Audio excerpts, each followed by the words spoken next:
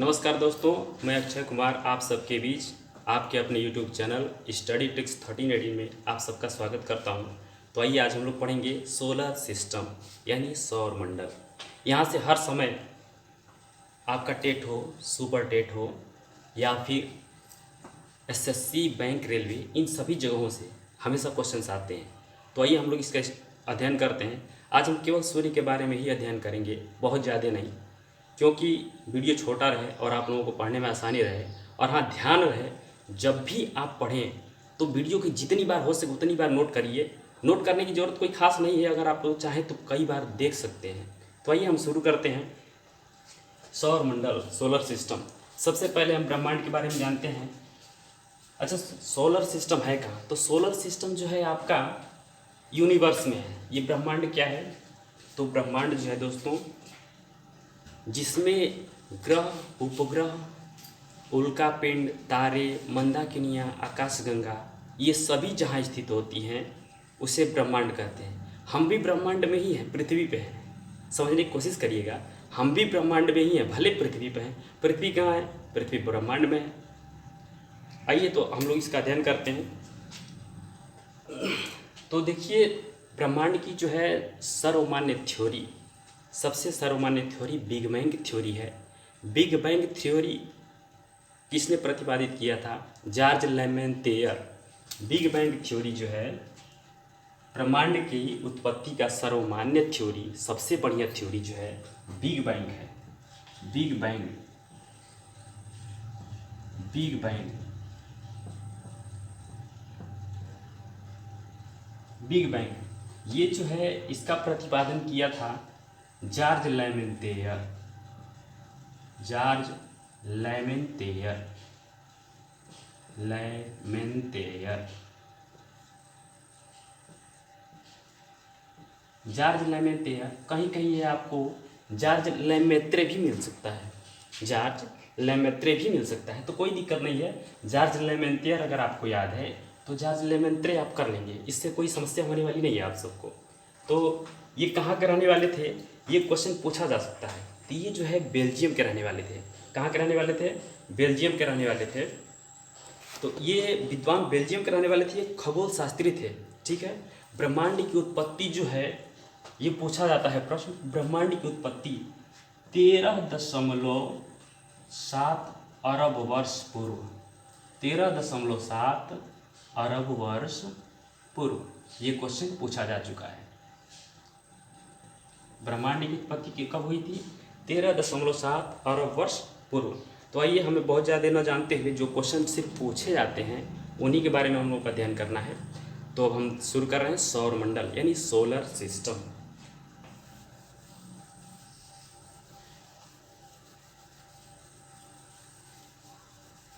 अच्छा हाँ, big bang theory के बारे में एक बात कही जाती है कि बिग बैंग थ्योरी जो है, क्या हुआ था कि एक बहुत बड़ा पिंड था, आकाशीय पिंड, और वो इतना अपने गुरुत्वाकर्षण शक्ति के कारण इतना सघन हो गया कि सघन होने के कारण उसमें अचानक फिर विस्फोट हुआ, और विस्फोट होने के कारण जो है वो फैलने लगा, और विस्फोट होने के कारण जो है ब्रह्मांड की उत्पत्ति हुई, सोलर सिस्टम का निर्माण हुआ। तो उस सोलर सिस्टम में, उस सोलर सिस्टम में जो है आपका, कुछ लोग कहते हैं कि भाई प्रमाण नहीं मिलता है, लेकिन जॉर्ज लेमेंतेयर ने कहा था कि इसका प्रमाण है। वो क्या है कि अगर हम किसी गुब्बारे को ले लें, किसी हम गुब्बारे को लेकर के फुला दें उसको ऐसे, पहले हम उस पर डॉट डॉट कर देते हैं अगर गुब्बारे पे, और गुब्बारे पे डॉट डॉट करके जब हम इसको फुलाते हैं, इसे मान लीजिए कि गुब्बारा है, इस पर हमने डॉट डॉट कर दिया, और इसमें हम जब हवा भरेंगे तो ये जो है फैलना शुरू हो जाएगा।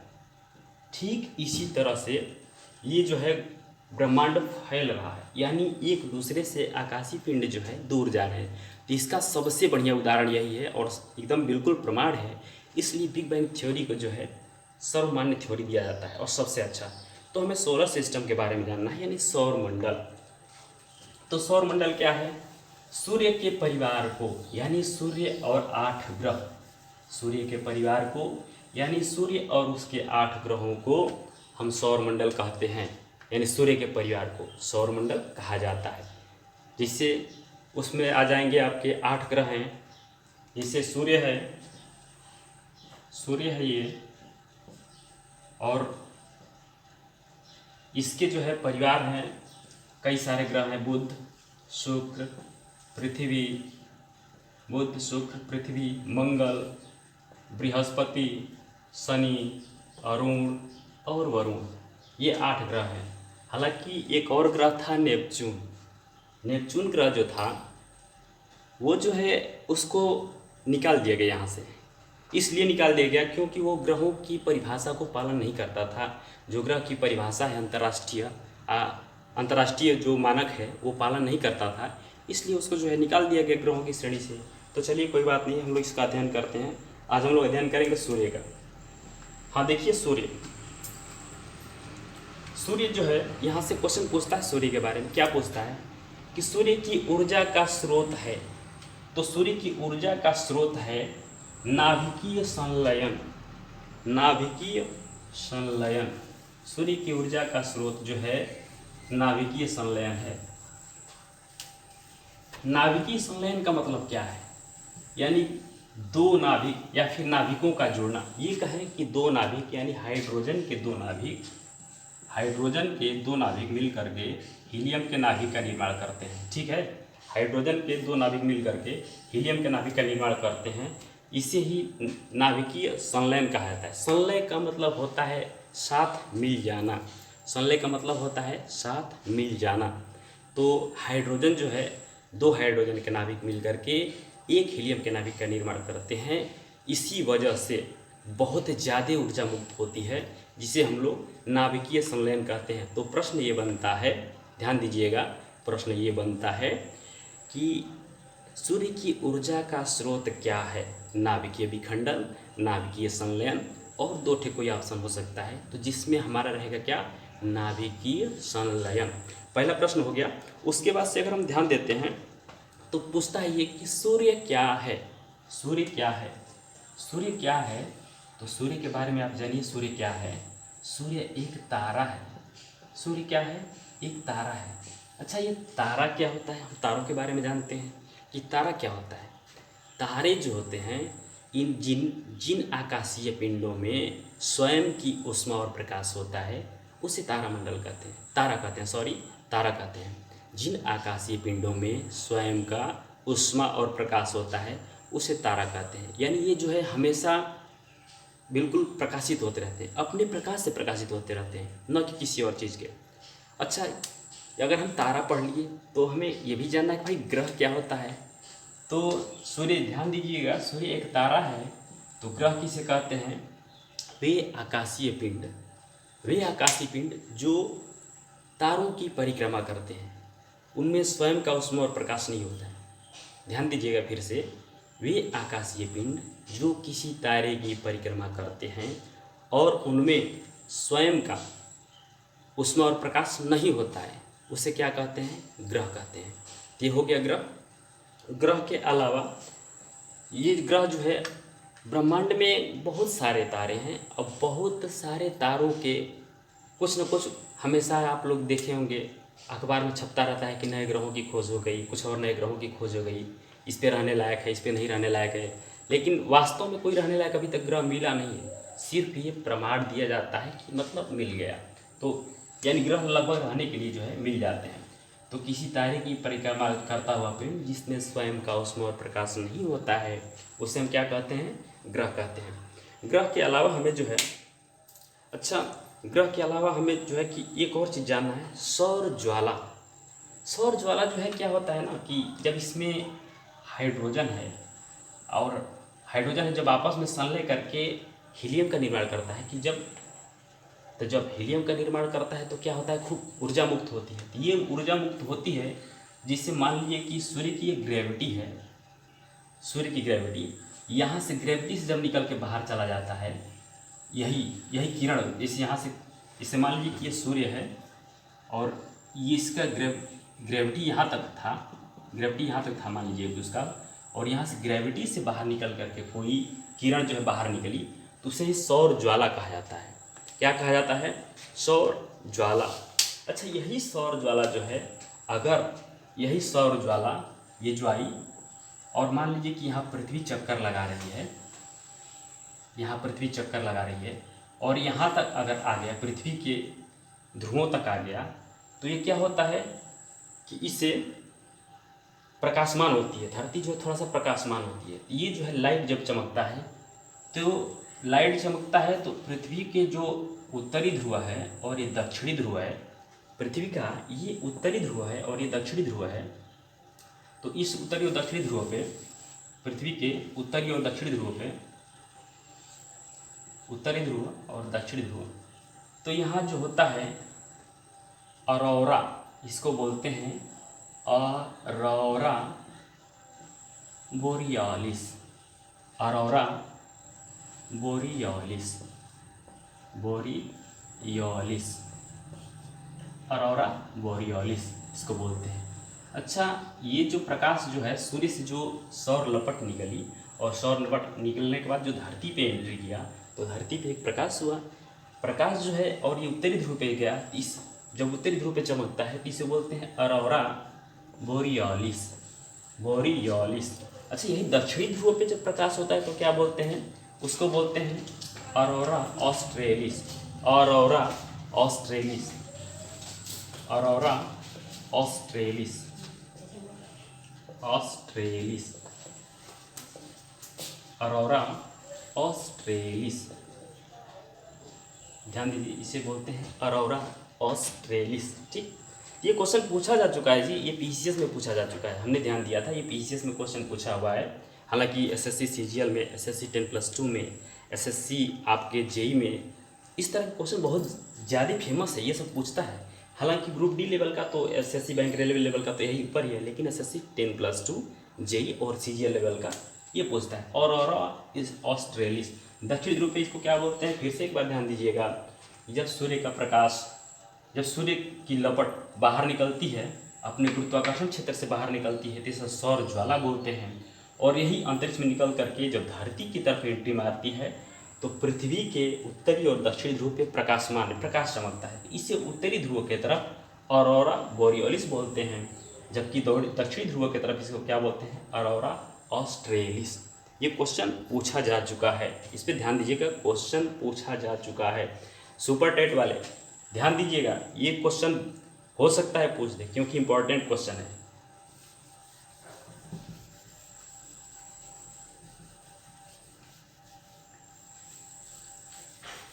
हम लोग तारे के बारे में जान लिए, ग्रह के बारे में जान लिए, नाभिकीय संलयन हम लोग जान ही लिए, नाभिकीय संलयन भी हम लोग जान लिए। और हम लोग ये जानते हैं कि सूर्य में जो है इसका प्रतिशत कितना है, हाइड्रोजन और हीलियम। इसमें पूछता है कि सूर्य में कौन कौन से तत्व जो है पाए जाते हैं, इनकी ऊर्जा का कौन कौन सा तत्व जो है स्रोत है, तो हाइड्रोजन और हीलियम है। ये भी क्वेश्चन पूछता है, हाइड्रोजन और हीलियम, हाइड्रोजन और हीलियम है, जिसमें हाइड्रोजन जो है 70.6% के आसपास पाया जाता है और हीलियम आपका जो है लगभग हमें लग रहा है 27 के आसपास, 27 के आसपास पाया जाता है। 27 मान लीजिए, 27 दशमलव कुछ, 27.2 कर दीजिए, 27.4 कर दीजिए, जो भी समझ में आए, कोई दिक्कत नहीं है, इतना डीपली नहीं पूछता है। तो 70.6 हाइड्रोजन और 27.2% के आसपास आपका हीलियम पाया जाता है। तो ये जो है ऊर्जा का मुख्य स्रोत होता है। ये तत्व, दोनों तत्व सूर्य में पाए जाते हैं, तो ये ऊर्जा का मुख्य स्रोत होता है। ठीक, अच्छा, हम ये जानते हैं सूर्य और पृथ्वी के बीच की दूरी, सूर्य और पृथ्वी के बीच की दूरी, सूर्य और पृथ्वी के बीच की दूरी आमतौर पे ये पूछा जाता है, तो बहुत सारे एग्जाम में आता है, तो ये सिर्फ डायरेक्टली आ जाता है, लगभग 15 करोड़ किलोमीटर। सूर्य और पृथ्वी के बीच की दूरी कितनी है, लगभग 15 करोड़ किलोमीटर। ठीक, 15 करोड़ किलोमीटर। ये आमतौर पे क्वेश्चन कई बार पूछा जा चुका है, 15 करोड़ किलोमीटर। तो हालांकि ये हर जगह पूछता है, लेकिन आरओ और पीसीएस में क्या पूछता है, आइए देखते हैं। सूर्य और बीच की न्यूनतम दूरी, न्यूनतम दूरी, सूर्य और पृथ्वी के बीच की न्यूनतम दूरी, ध्यान दीजिएगा, सूर्य और पृथ्वी के बीच की न्यूनतम दूरी, सूर्य और पृथ्वी के बीच की न्यूनतम दूरी, मान लीजिए सूर्य और पृथ्वी के बीच की न्यूनतम दूरी पूछता है, और उसके बाद से अधिकतम दूरी, अधिकतम दूरी, अधिकतम दूरी, ये न्यूनतम दूरी हो गया, न्यूनतम या न्यूनतम दूरी, और ये अधिकतम दूरी।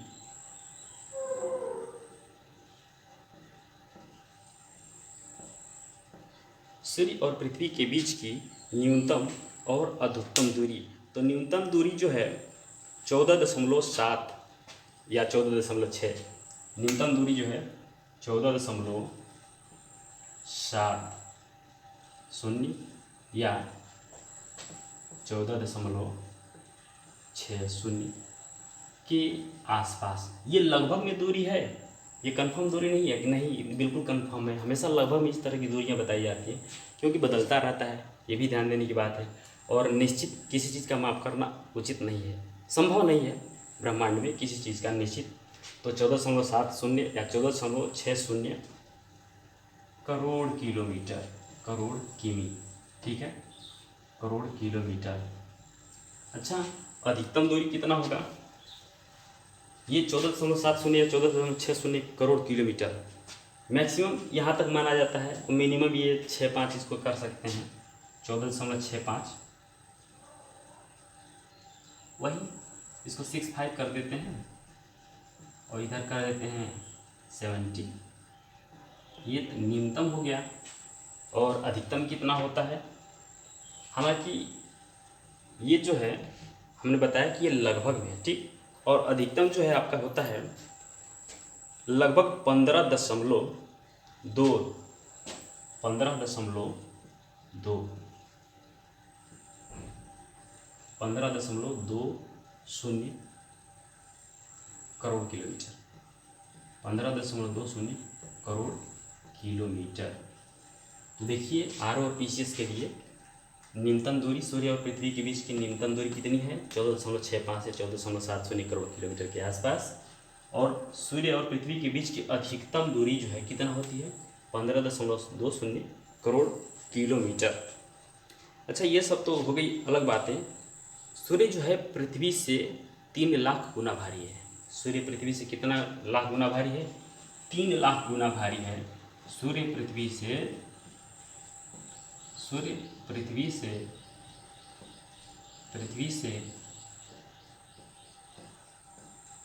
3 लाख गुना भारी, 3 लाख गुना भारी, 3 लाख गुना भारी, और 109 गुना पृथ्वी से 109 गुना बड़ा, 109 गुना बड़ा होता है। सूर्य जो है क्या है? पृथ्वी से 3 लाख गुना भारी और 109 गुना बड़ा होता है। ये क्वेश्चन कई बार पूछा जा चुका है। तो सूर्य पृथ्वी से कितना बड़ा होता है? 109 गुना बड़ा, और भारी कितना होता है? 3 लाख गुना भारी। हालांकि ये अभी तक नहीं पूछा है, हम नहीं देखे कहीं, लेकिन ये क्वेश्चन कई बार पूछा जा चुका है। 109 गुना बड़ा। वर्तमान आयु जो है सूर्य की कितनी है? 14.7 अरब, 4.7 अरब, माफ़ करिएगा, 4.7 अरब सूर्य की वर्तमान आयु, सूर्य की वर्तमान आयु, सूर्य की वर्तमान आयु, सूर्य की वर्तमान आयु 4.7 अरब, 4.7 अरब वर्ष, 7 अरब वर्ष। सूर्य की वर्तमान आयु कितनी है? 4.7 अरब वर्ष। ये सूर्य की वर्तमान आयु है। अच्छा, एक और क्वेश्चन ये पूछा जाता है कि तारों के प्रकाश से हम क्या बता सकते हैं? तारों के प्रकाश से, तारों के तापमान से हम क्या बता सकते हैं? तो तारों की आयु, ये क्वेश्चन पूछा जा चुका है रेलवे में। तारों के प्रकाश से हम तारों की आयु ज्ञात कर सकते हैं। कौन सा तारा है? जैसे मान लीजिए कि श्वेत या नीला तारा है तो युवा तारा है, और अगर लाल तारा है तो कैसा तारा है? वो वृद्ध तारा माना जाता है। ठीक, ये है। उसके बाद से अगर नारंगी है तो नारंगी तारा है तो प्रौढ़ है। इस एक बार देख लीजिए उसको, क्योंकि यहाँ से क्वेश्चन बनता है, रेलवे में बना था ये क्वेश्चन।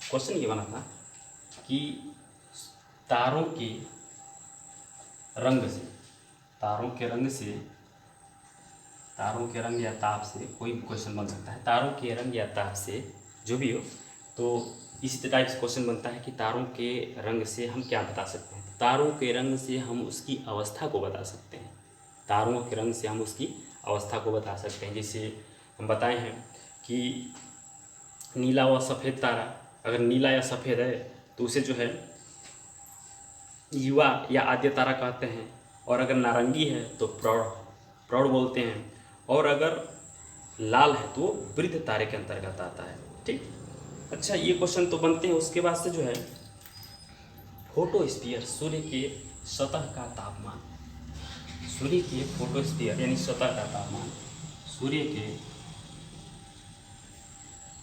के सतह सतह सूर्य के सतह यानी फोटोस्फीयर, क्या बोलते हैं इसको, फोटोस्फीयर, फोटोस्फीयर, फोटोस्फीयर, सूर्य के सतह यानी फोटोस्फीयर का ताप कितना होता है, ये होता है 5500 डिग्री सेल्सियस। सूर्य के सतह फोटोस्फीयर का ताप कितना होता है, 5500 डिग्री सेल्सियस।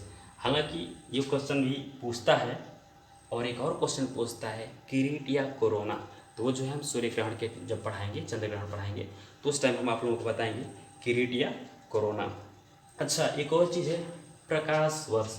पहले हम समझते हैं सूर्य और पृथ्वी के बीच की दूरी, सूर्य और पृथ्वी के बीच की दूरी, सूर्य और पृथ्वी के बीच की दूरी, पृथ्वी के बीच की दूरी, सूर्य और पृथ्वी के बीच की दूरी, या फिर तारों से ग्रहों के बीच की दूरी। ठीक है, हम लोग प्रकाश वर्ष में मापते हैं। किस में मापते हैं, प्रकाश वर्ष। प्रकाश वर्ष दूरी का एक बड़ा मात्रक है, और इससे भी बड़ा मात्रक होता है पारसेक। तो तारों और ग्रहों के बीच की दूरी, या फिर मंदाकिनियों से मंदाकिनियों के बीच की दूरी, या फिर कोई प्रकाश कितने हजार प्रकाश वर्ष से दूर से आ रहा है प्रकाश, जैसे मान लीजिए हम ये कहें, पहले हम प्रकाश वर्ष समझते हैं, उसके बाद में बता रहे हैं प्रकाश वर्ष।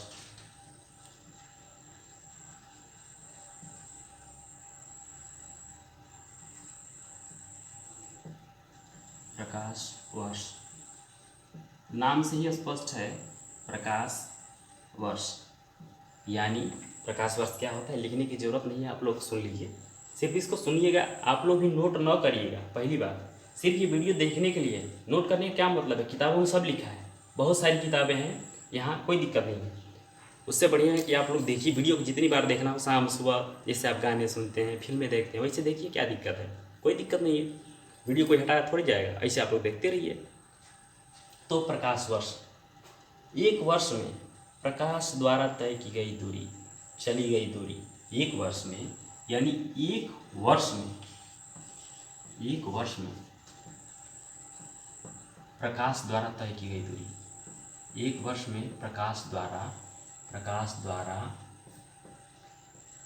चली गई दूरी,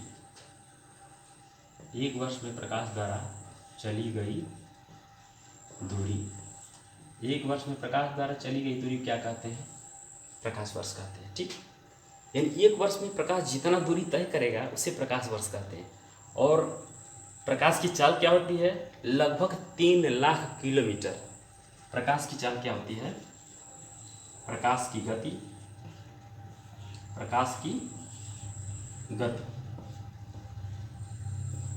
प्रकाश की गति जो है 3 लाख किलोमीटर, 3 लाख किलोमीटर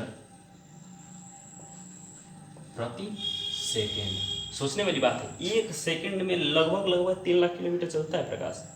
और एक वर्ष में जितना प्रकाश दूरी तय करता है उसे प्रकाश वर्ष कहते हैं। अच्छा, प्रकाश वर्ष से भी एक बड़ा मात्रक होता है, उससे हम लोग पारसेक कहते हैं। दूरी का सबसे बड़ा मात्रक, क्वेश्चन ये इस तरह से पूछा जाता है कि दूरी का सबसे बड़ा मात्रक क्या पूछता है, दूरी का सबसे बड़ा मात्रक क्या होता है, तो पारसेक होता है। क्या होता है, पारसेक। दूरी का सबसे बड़ा मात्रक, ध्यान दीजिएगा फिर से, दूरी का सबसे बड़ा मात्रक पारसेक होता है। और एक पारसेक में होता है 3.26 या 3.2 प्रकाश वर्ष। एक पारसेक बराबर 3.26 या 3.2 या 3.26 प्रकाश वर्ष। दूरी का सबसे बड़ा मात्रक क्या हो गया, पारसेक हो गया, प्रकाश वर्ष।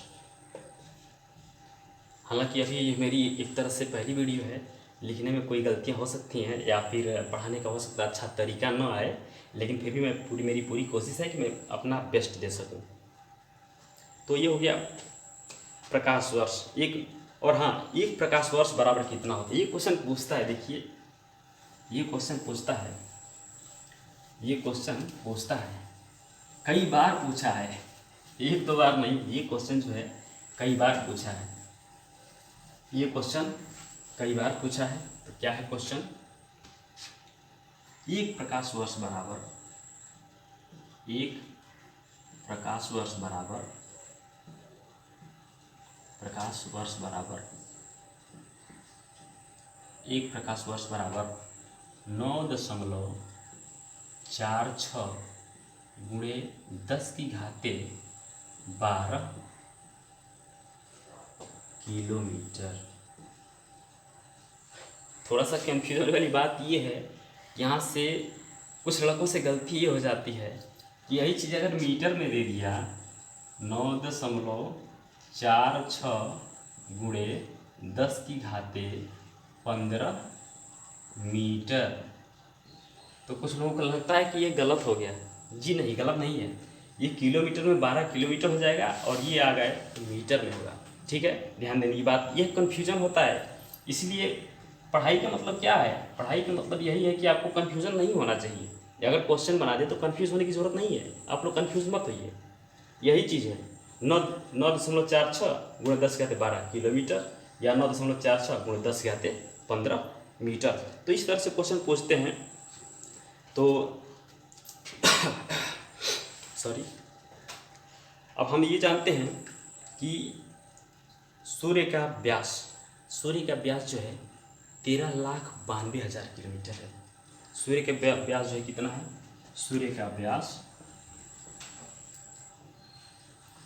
सूर्य का व्यास, सूर्य का व्यास, सूर्य का व्यास, ये अगर सूर्य है तो ठीक इसके केंद्र से ये दूरी बताई गई है लगभग 13,92,000।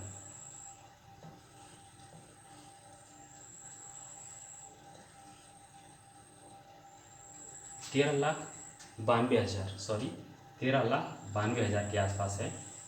13 लाख कितना है, 92,000। अगर ये सूर्य है, इसका व्यास जो है कितना बताया गया है, 13,92,000 किलोमीटर। ठीक, 13,92,000 किलोमीटर।